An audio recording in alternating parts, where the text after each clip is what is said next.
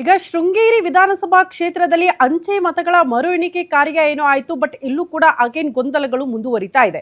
ಹಿಂಗೆ ಆದ್ರೆ ಮುಂದೆ ಹೇಗೆ ಅನ್ನೋದು ಬಹುತೇಕರ ಪ್ರಶ್ನೆ. ಜೊತೆಗೆ ರಾಜೇಗೌಡರ ಭವಿಷ್ಯ ಕೂಡ ಏನಾಗಬಹುದು ಈ ವಿಚಾರದಲ್ಲಿ ಅಂತ. ಯಾಕಂದ್ರೆ ಮರು ಎಣಿಕೆ ಕಾರ್ಯದಲ್ಲಿ ಅತಿ ದೊಡ್ಡ ಶಾಕ್ ರಾಜೇಗೌಡರಿಗೆ ಅಂತ ಹೇಳಲಾಗ್ತಾ ಇದೆ. ಹಾಲಿ ಶಾಸಕರಿಗೆ ಹೊಡೆತ ನೀಡಿದೆ ಅಂತೆ ಅಸಿಂಧು ಆಗಿರುವ ಅಂಚೆ ಮತಗಳು.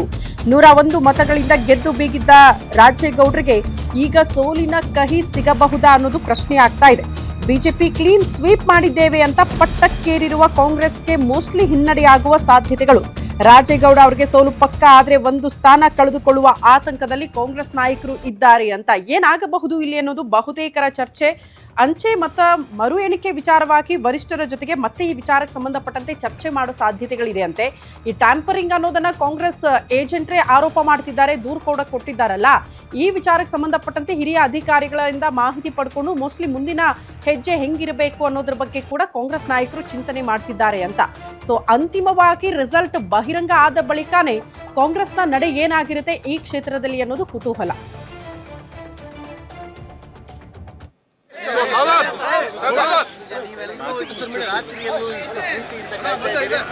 ನಿಮ್ಮೆಲ್ಲರಿಗೆ ನಾನು ಒಳಗಡೆ ಅಲ್ಲಿ ಕೇಳಿದ್ರು, ಕೆಲವು ಕಾರ್ಯಕರ್ತರಿಗೋ ಪಕ್ಷಕ್ಕೋ ಅಂತ. ಕಾರ್ಯಕರ್ತರು ಎರಡು ಬೇರೆ ಅಲ್ಲ, ನಾವೆಲ್ಲ ಸೇರಿ ಮಾಡಿ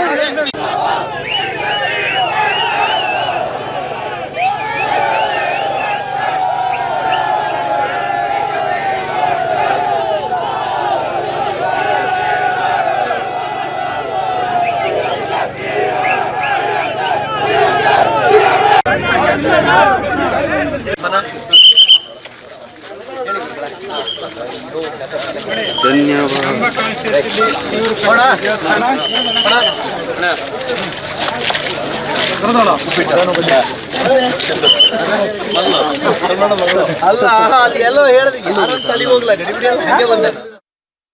ಈ ಬಗ್ಗೆ ಮತ್ತಷ್ಟು ಡೀಟೇಲ್ಸ್ ಅನ್ನ ಕೊಡ್ತಾ ಹೋಗ್ತಾರೆ ನಮ್ಮ ಪ್ರತಿನಿಧಿ ಭರತ್. ದೂರವಾಣಿ ಸಂಪರ್ಕದಲ್ಲಿದ್ದಾರೆ. ಭರತ್, ಅಗೇನ್ ಶೃಂಗೇರಿ ವಿಧಾನಸಭಾ ಕ್ಷೇತ್ರದಲ್ಲಿ ಗೊಂದಲಗಳೇ ಕಾಣಿಸ್ತಾ ಇದೆ. ಏನಾಗಬಹುದು, ಏನ್ ನಿರೀಕ್ಷೆ ಮಾಡಬಹುದು ಅಂತ, ಅಂತಿಮವಾಗಿ ಯಾವಾಗ ಅಧಿಕೃತವಾದ ರಿಸಲ್ಟ್ ಬಹಿರಂಗ ಆಗೋದು ಅಂತ? ಖಂಡಿತ ಶ್ರುತಿ, ನಿನ್ನೆ ದಿನ ಚಿಕ್ಕಮಗಳೂರು ಜಿಲ್ಲೆಯ ಒಂದು IDSC ಕಾಲೇಜ್ ಆವರಣದಲ್ಲಿ ಶೃಂಗೇರಿ ಕ್ಷೇತ್ರದ ಅಂಚೆ ಮತಗಳ ಎಣಿಕೆಯ ಮರು ಎಣಿಕೆ ಕಾರ್ಯ ನಡೀತು. ಸೊ ಬಿಜೆಪಿ ಅಭ್ಯರ್ಥಿಯಾದಂತಹ ಜೀವರಾಜ್ ಅವರು ಒಂದು ನ್ಯಾಯಾಲಯದ ಮೊರೆ ಹೋಗಿದ್ರು.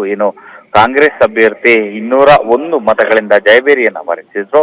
ಸೊ ಈ ವಿಚಾರವಾಗಿ ಅಂಚೆ ಮತಗಳಲ್ಲಿ ಲೋಪ ಕಂಡು ಬಂದಿದೆ. ಸೊ ಹಾಗಾಗಿ ಅಂಚೆ ಮತಗಳ ಮರು ಎಣಿಕೆ ಕಾರ್ಯವನ್ನ ಮಾಡಬೇಕು ಅಂತಕ್ಕಂಥ ದೃಷ್ಟಿಯಲ್ಲಿ ನ್ಯಾಯಾಲಯದ ಮೊರೆ ಹೋಗಿದ್ರು. ನ್ಯಾಯಾಲಯ ಕೂಡ ಸೂಚನೆಯನ್ನ ನೀಡಿತ್ತು. ಹಾಗಾಗಿ ಎಲ್ಲಾ ರೀತಿಯ ಸಿದ್ಧತೆಗಳನ್ನ ಮಾಡಿಕೊಂಡು ಸ್ಟ್ರಾಂಗ್ ರೂಮ್ ನಿಂದ ಒಂದು ಬ್ಯಾಲೆಟ್ ಪೇಪರ್ ಗಳನ್ನ ತಂದು ಆ ಒಂದು ಎಣಿಕೆ ಕಾರ್ಯವನ್ನ ಜಿಲ್ಲೆಯ ಒಂದು ಜಿಲ್ಲಾಡಳಿತ ಒಂದು ಎಣಿಕೆ ಕಾರ್ಯವನ್ನ ಮಾಡಿತು. ಜೊತೆಗೆ ಬೆಳಗ್ಗೆ 9 ಗಂಟೆಗೆ ಆರಂಭವಾದಂತಹ ಈ ಒಂದು ಅಂಚೆ ಮತಗಳ ಎಣಿಕೆ ಕಾರ್ಯ ಸರಿಸುಮಾರು 12ರಿಂದ ಮಧ್ಯರಾತ್ರಿ 1 ಗಂಟೆವರೆಗೂ ಕೂಡ ನಡೀತು. ಈ ಸಂದರ್ಭದಲ್ಲಿ ಸಾಕಷ್ಟು ಸಂದರ್ಭ ಈ ಒಂದು ಎಣಿಕೆ ಕಾರ್ಯ ಕೂಡ ಸ್ಥಗಿತಗೊಂಡಿತು. ಅದಾದ ನಂತರದಲ್ಲಿ ಮೊದಲಿಗೆ ಅಂದ್ರೆ ಸುಮಾರು 4ರಿಂದ 5 ಗಂಟೆಯ ವೇಳೆಗೆ ಒಂದು ಕಾಂಗ್ರೆಸ್ ಅಭ್ಯರ್ಥಿ ಗೆಲುವನ್ನ ಬಾರಿಸಿದ್ದಾರೆ. ಅಂದ್ರೆ ಹಾಲಿ ಶಾಸಕರಾಗಿರತಕ್ಕಂತಹ ರಾಜೇಗೌಡರು ಅವರು ಆ ಒಂದು ಅಂಚೆ ಮತ ಎಣಿಕೆಯಲ್ಲಿ ಗೆಲುವನ್ನ ಬಾರಿಸಿದ್ದಾರೆ ಅಂತಕ್ಕಂಥ ದೃಷ್ಟಿಯಲ್ಲಿ ಕಾಂಗ್ರೆಸ್ ಕಾರ್ಯಕರ್ತರು ಕೂಡ ಒಂದು ಸಂಭ್ರಮಾಚರಣೆಯನ್ನ ಮಾಡಿದ್ರು. ಅದಾದ ನಂತರದಲ್ಲಿ ಹಂತ ಹಂತವಾಗಿ ಬದಲಾಗ್ತಾ ಹೋಗ್ತು. ಸುಮಾರು 52 ಮತಗಳಲ್ಲಿ ಒಂದು